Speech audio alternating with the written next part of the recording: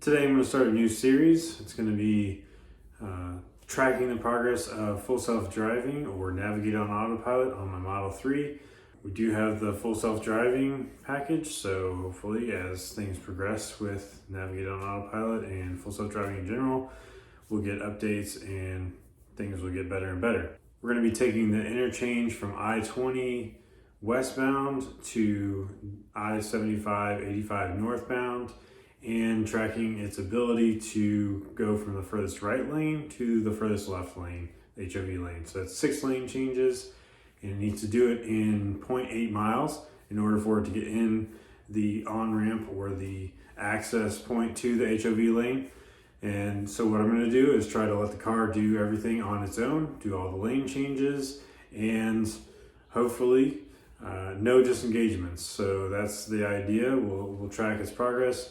I could just choose not to use the HOV lane and stay in the slower side of traffic. It can handle that no problem, but it's more interesting to see if it can actually get over all the way into the HOV lane, which is actually what I typically try to do in order to avoid a lot of that traffic. For a point of reference, I did attempt the drive myself without using autopilot in any way to show what it would normally look like or how we could actually do it.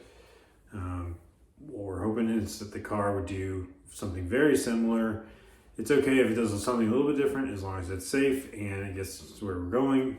I've done a couple attempts already and they have not been very successful, but it gives you an idea of what we're going to be looking at and see if it can handle. And as software updates come out, we'll see if it gets better. Also, I might try different things, try to help it in different ways, like different speed settings, and we'll also see if there's any impact based on how much traffic there is. If it's basically stopped, it has a very difficult time getting all the way over. And if it's not stopped at all or it's flowing really well, then actually it also seems to have a problem because it can't seem to go slow enough to get over all those lanes and get in that on-ramp in time, in the 0.8 miles. Now, there is another gap, 1 mile up, and it lasts for another mile or so. But at that point, usually the traffic will get to completely stopped or very slow stop and go at that point. So obviously I'd already want to be in that HOV lane at that point. So I have 2 attempts that I was going to show today, both of which overall not very successful.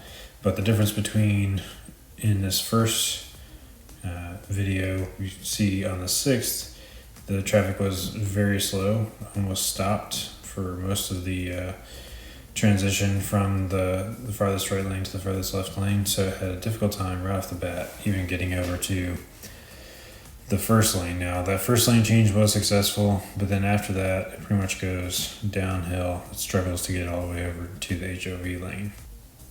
It seems like one of the biggest problems with this second lane change is always that the turn signal gets turned on before the lane is actually open. So it won't cross those solid lines, but it turns the turn signal on, and I think a lot of people will assume that you just forgot to turn your turn signal off, or they pretty much don't let you over anyway. But definitely if you seem to have your turn signal on but are not taking any action, people completely disregard it.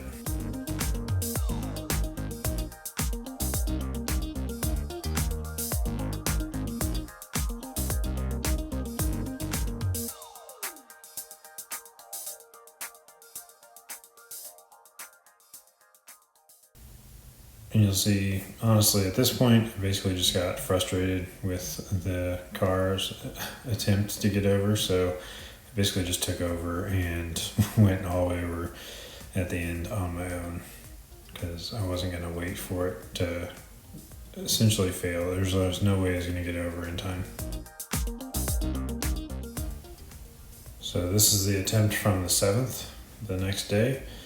And it's a good contrast to the last attempt because on this day there was very little traffic right here initially. So basically it doesn't have a trouble with that first lane, and it doesn't go too early on that second lane change. However, because traffic's going so fast, it's already gotten way past where it needs to be in order to get to the access point to the HOV lane, which is again only within 0.8 miles. So at this point you can see coming up on the left, it'll actually miss it. So right there, it's already solid white lines. And so I've got to wait until the next point to get in to the HOV lane. And at this point, see the traffic here on the right is already really slow, and it's hard to get over into the HOV lane going 60 miles per hour when you're going 10. So like I said, each week we're going to have this video tracking the progress of navigating on Autopilot, and just let me know in the comments below what you think. If you want me to do something different, try something different, or how you thought it did. Thanks for watching, and we'll catch you on the next one.